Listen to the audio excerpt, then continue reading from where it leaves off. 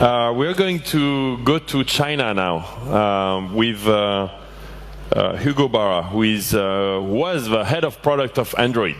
And before calling Hugo, just to give you a preview, we'll have a whole session on hardware and how hardware and software are merging together. That has been prepared by Brady Forrest, who is an expert in hardware. He has his own incubator on hardware startups, and I cannot wait for that. So that's going to be a very interesting end of the afternoon. So Hugo Barra has left, he was the head of Android at Google, to move to China. So we want to hear the story. That's the very first time he appears in public since he did that move. Hugo?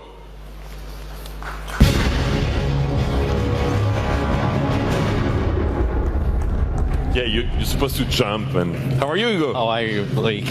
Nice to see you. It's great to see you too, because you did, as I was just saying, you didn't appear at all in public since you decided to leave Google, right? This is the first time. Yeah. Yeah. So we're glad that you choose Le Web and Paris for that. How is your Chinese? 你今天很帅. I'm just saying you look pretty handsome today. Oh, thank you. Thank you. 你今天很帅. Should I repeat that? No. Oh. Then you'd be calling me handsome, which doesn't apply. Oh, no, you're totally handsome. We can get there if you like. And how long have you been in China? It's been 2 months, but it feels like quite a bit longer than that. It's a bit of a time warp effect. It's so that's a huge change, right?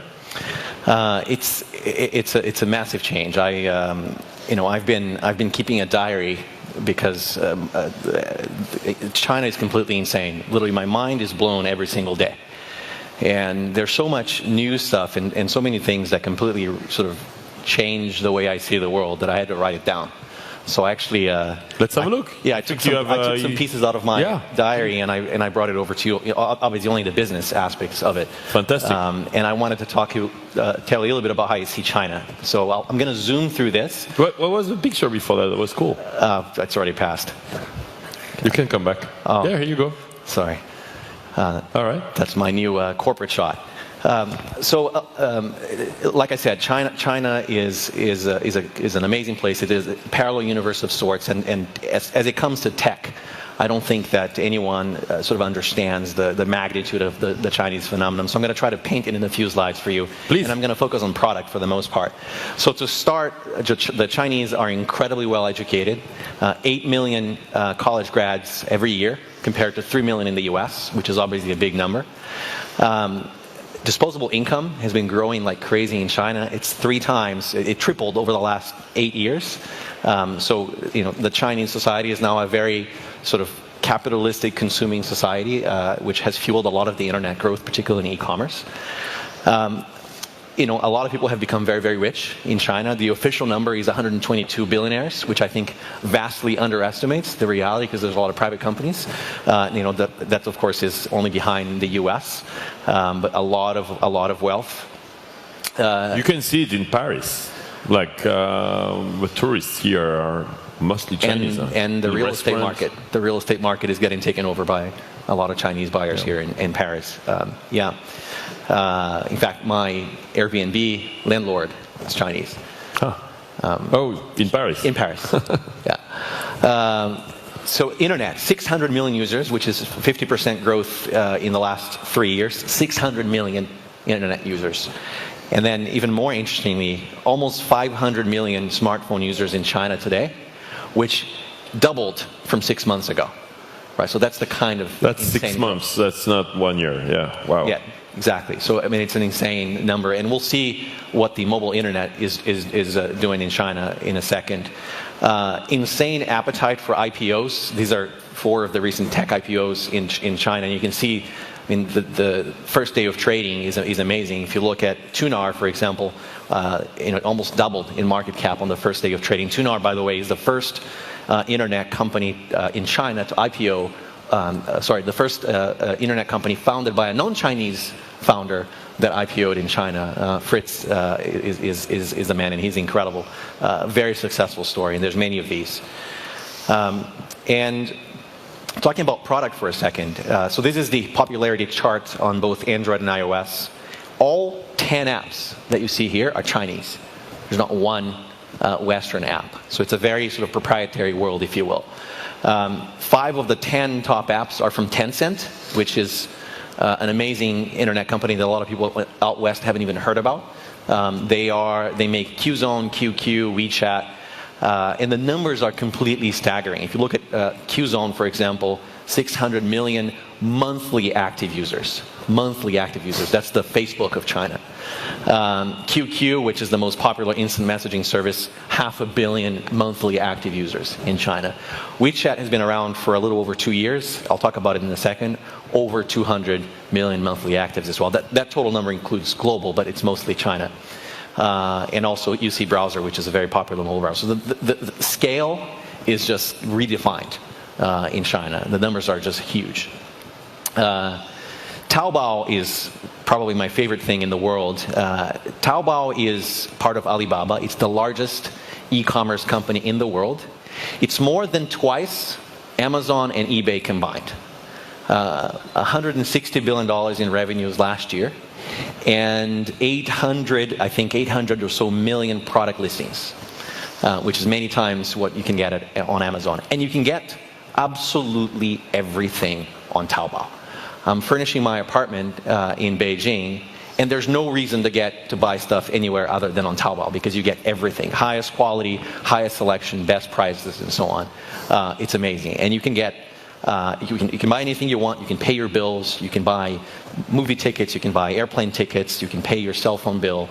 You can manage your personal finances, and the list goes on and on. It's a behemoth. Taobao, you'll hear that name over and over again. You can even buy wheatgrass and have it delivered the next day.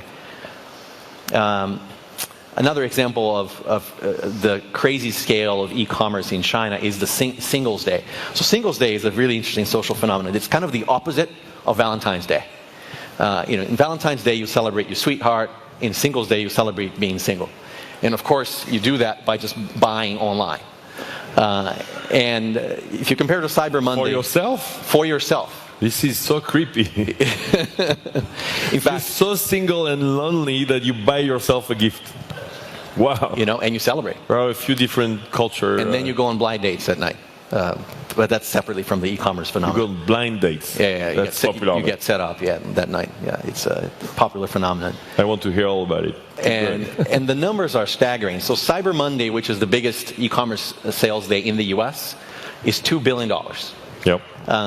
On Taobao and its sister site Tmall alone, Singles Day last month, November 11th, $5.7 billion in one day in sales, which is staggering. And almost $1 billion of that was from phones, people buying on Taobao and Tmall from their phones, right? Which is a phenomenon that we haven't really experienced here out west quite as strongly yet. Xiaomi alone sold almost $100 million in product that one day on Taobao, on Tmall. Still on e-commerce, this is another phenomenal thing that we just can't imagine out here west, which is JD, formerly 360 Buy. They're the second largest e-commerce company, and they're much smaller than Taobao, but their thing is fast delivery. They deliver pretty much everything you can at worst case scenario next day. But they have a night delivery service. So if you order by 3 p.m., you can get it delivered between 7 and 10 p.m., which is, of course, when you're home. So that's like Amazon Prime, but faster. But faster. Prime, right? Yes, super Prime. And there's a new 3-hour delivery service. They use a drone to deliver? So they do even better than that, one might argue.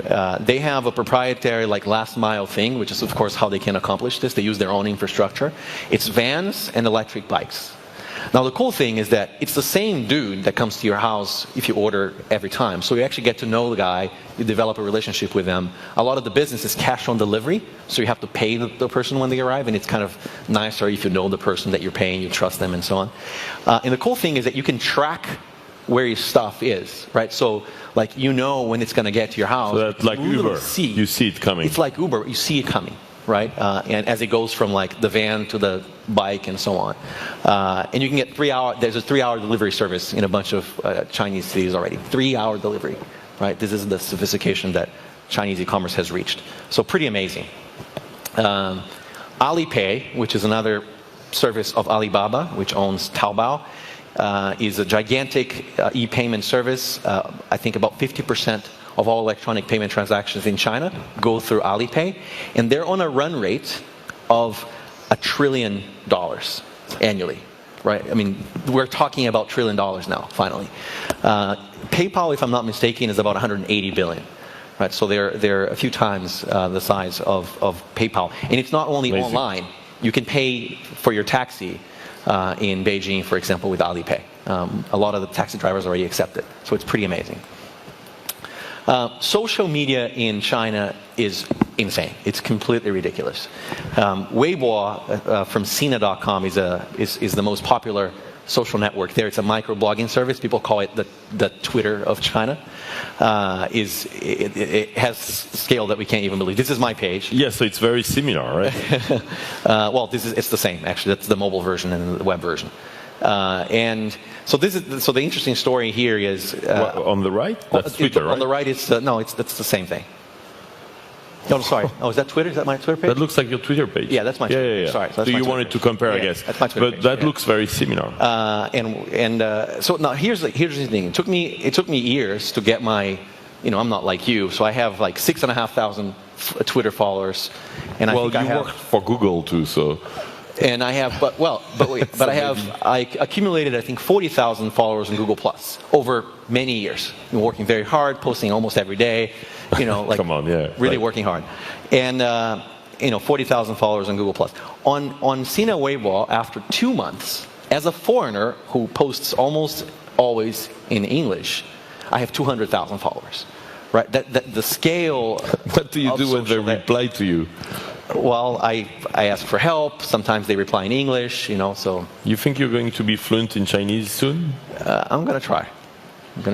It's tough. It's tough. Yeah. Reading and writing is very, very hard. Must be but there's technology. So frustrating not to be able to interact like this. Like I don't even know how you do your shopping. Yeah, but I wrote an Android app that allows me to use a two-finger swipe from the top of my screen, and it layers over like a semi-transparent panel on top of my screen that translates everything using Google Translate, right? And so I can read anything, and it's not great, but at least I know the gist. Cool.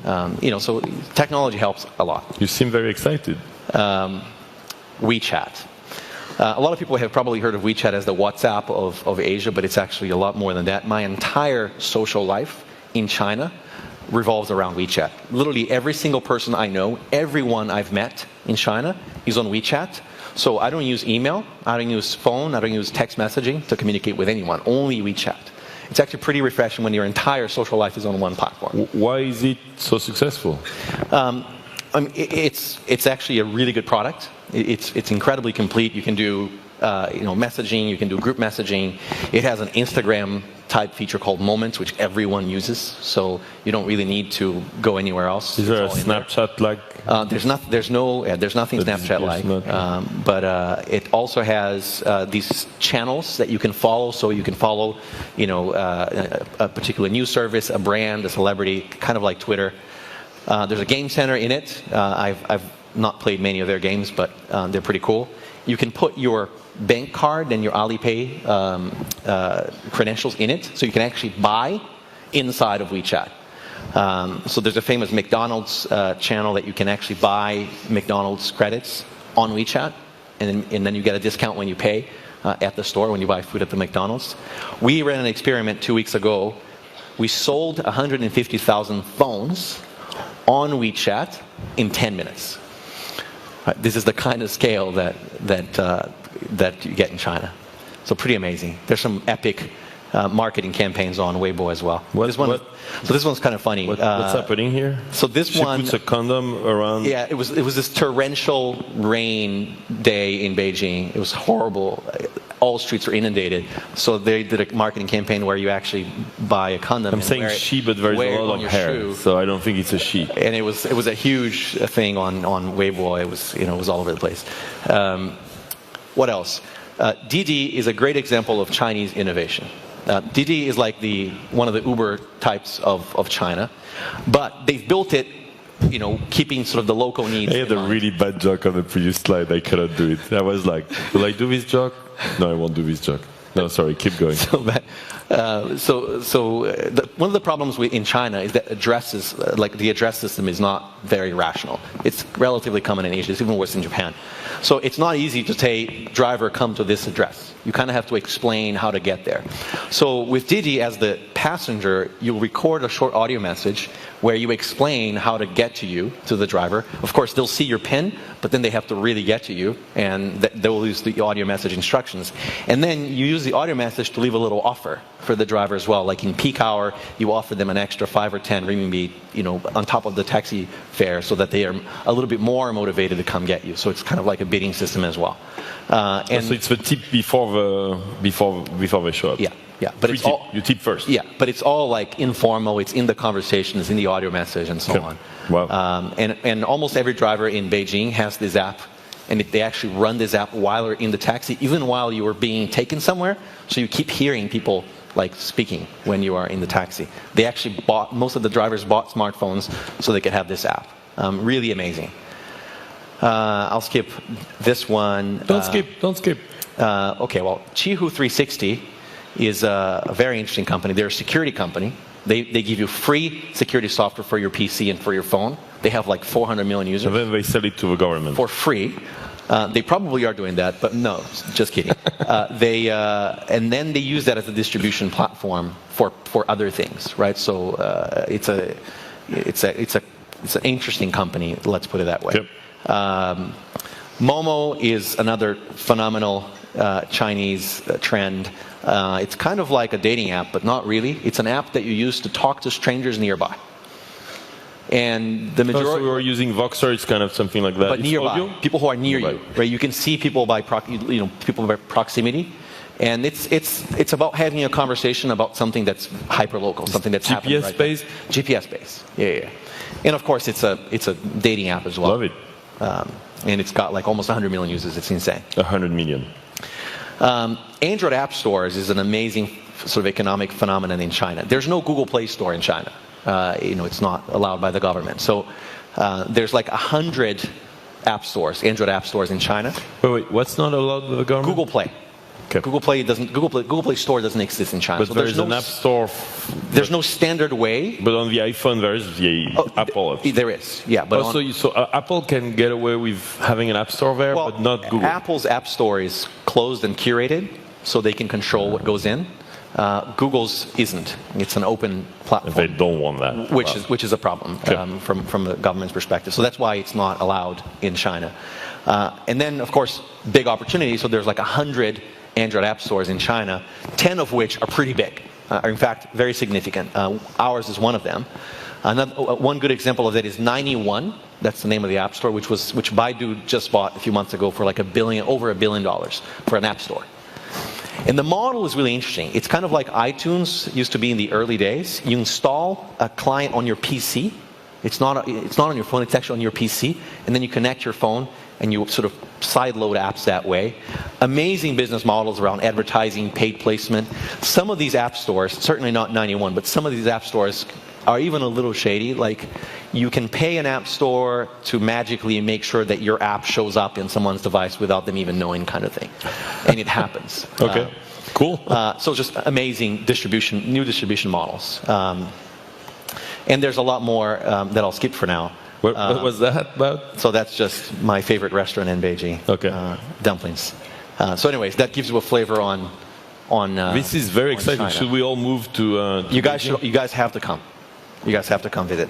We should do a mini Le Web there and have you co-host it or something. Because that we could have done the entire day here on your presentation. Yep. Yeah. So you're happy with your move? Why did you do the move? Well, because you're the head of Android. That's not a small job at Google. I call it one of these perfect storm moments in life. I've wanted for a very long time to live in Asia, and particularly to experience China. All this crazy stuff. We should probably take this slide down. Yeah, let's take the slides down. And I've wanted to experience China for a very long time. And I've been working on Android for 3 years. I wanted to continue to work on Android for 3 years. But I've also wanted to learn how to run a business. I've been working in product management for my entire life. What about everything else? So I've always been curious about that. So this opportunity with Xiaomi came along, and it was perfect. I mean, Xiaomi. Think of shower. Xiaomi. Shower me? Not shower me. Not shower me. Xiaomi. Xiaomi. Yeah. Good one. Thank you for your support, by the way. And so it's a Xiaomi is actually a very unique sort of new kind of company that I don't think we've ever seen before. And it's kind of hard to explain, but it's essentially a software company. And they do everything like software companies do. I'm a software guy, so of course I like that. But the company's DNA is just really, really unique. It's really, really special. So you wanted to show some things? So I have some phones here, which I can show you, and I can also explain a little bit. This is Mi 3, so that's our latest device. So this is running. You might want to come around this way. Yeah. So this is our latest model. It's a 5-inch screen with a. There's two models of it. The one that you're holding is a Snapdragon 800 AC. AB. You make the phone. We design that phone. We control the entire supply chain, and we just have a partner manufacturing it. But we designed the whole thing. It's actually a model that's very similar to Apple. We control the entire supply chain very tightly. Totally curated Android experience. And, yeah. It is, and I'm saying from a supply chain perspective, it's a model similar to Apple's. It's very tightly controlled, so that cost and quality are pretty well managed. So that's it. That's the fastest Android smartphone in the world today. It's the fastest processor, the fastest Antutu benchmark. It's fast. It's a pretty phenomenal device. Then there's this guy here, which is Mi 2S. This is actually last year's model, but it's a little bit smaller. It's 4.3 inches. By the way, this is $280. Which is almost a third. But this one has Play Store. Yeah, so that one is because that's our Taiwan version, which does include Play Store. That's last year's model. You can see it's a little bit smaller. It's 4.3 inches. Snapdragon 600, which is also a really fast processor. Sorry for showing your mail. That's all right. And then this guy here, this is our entry model. We call this Red Rice. This is my favorite device, actually. It's a dual SIM phone. 4.7-inch screen, MediaTek quad-core processor, 720p screen, and you're probably showing some of my stuff there. Sorry. And it's an amazing device. 8-megapixel camera, like I said, dual SIM card, and we sell it for $110 in China, so it's really aggressively priced. $100. Wow. $110. That's right. Cool. So you sell phones with software highly integrated. Yeah, and I think probably the best way to explain sort of how unique this company is, it's a combination of a few interesting things, right? It's like the Google-style software approach to building everything, including hardware, meaning iterate very quickly, small, scrappy teams, move as fast as you can. Yep. And then you attach to that, as I said earlier, the Apple-style supply chain management. Yeah. Really tight control end-to-end so that you hit cost and quality where you want them to be. And you like that? Because you're an Android guy. Well, I'm talking about supply chain. You're you're like saying that everything should be open, and I remember that. Apple supply chain management is the best there is, right? So we're doing very similar things on the supply chain side. How many phones have you shipped? And sorry, let me just say one last thing. And then like the other part of the business model, two other important parts really. One is like an Amazon-style B2C business. So we direct sell. So there's no, the cost of selling is very, very low, so that we can actually have a low margin business that's very sustainable. And then we do all of our marketing via social media. All of it. Really? So there's no marketing cost. So you'd better speak Chinese to make your decisions. That's right. Soon, yeah. We sold 7 million smartphones last year. We're on track to selling between 18 and 19 this year, and the number is not higher only because we can't make more of them than how many we've made. And then I think the other thing about our model that really fascinates me as a product guy is how user-focused we are. We have in China a user forum with 6 million members, 6 million people who want to talk about our products. And what they do is they give us feature suggestions, they file bug reports, they give us feedback, and it's a completely self-sustaining community managed by the members themselves. And then the sort of top members of that community bubble up all the feedback to our engineers, and then we build based on that feedback. So our product roadmap actually comes largely from the user community, which How big is the team? very unique. So the company is about 4,000 employees. A large number of those are in logistics, customer support, after sales, repair service, and so on and so forth. And then we have a few hundred engineers. So it's a small team, relatively speaking. It's a full team of 4,000 people. Yeah. Chinese scale again. And so is that going to work outside of China? So we or you don't? That's where I come in. So I'm joining the team to help us go outside of China.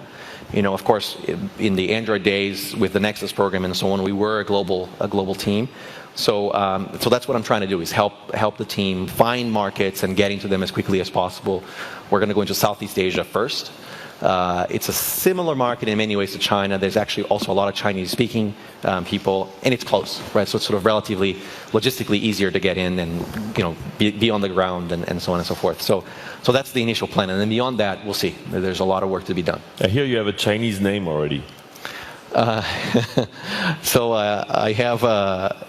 do have a Chinese name, and it was crowdsourced on Weibo, like it was actually chosen by our users. Oh, your users chose your name? Yes. Not your username, your name. My sort of nickname, my Chinese nickname, which is Hugo, and that means tiger brother. Tiger brother. So I think it's cool. Well, you look super happy. I'd love to visit you there. You should come. I'm very, very excited. And should we do our next startups there? Because this sounds so fascinating, and the scale. And I think you should try. But can you compete? Because you need, there are a ton of entrepreneurs and startups there, right? There's. Do we bring something different? Is that why they brought you in? It seems to me that we fell. I'm sorry, but you were saying the top 20 apps are all Chinese. Wow. I don't think they need anyone from here or Silicon Valley there. Yeah, well, I think they are a global-minded company. They want to be successful everywhere, like they have been in China. So, of course, they have to recruit outside of China as well. They have to hire people who understand user needs outside of China, who understand how to market outside of China, and so on. So I'm going to try and build that team. That's the plan. That's fascinating, Hugo. Congratulations. And thank you so much for coming all the way from China. Thank you. You're here? You're around? Yeah? Yeah, I'll be around, of course. Thank you. Cool. Thank you, Hugo. Thank you, Hugo. I'll see you in a minute.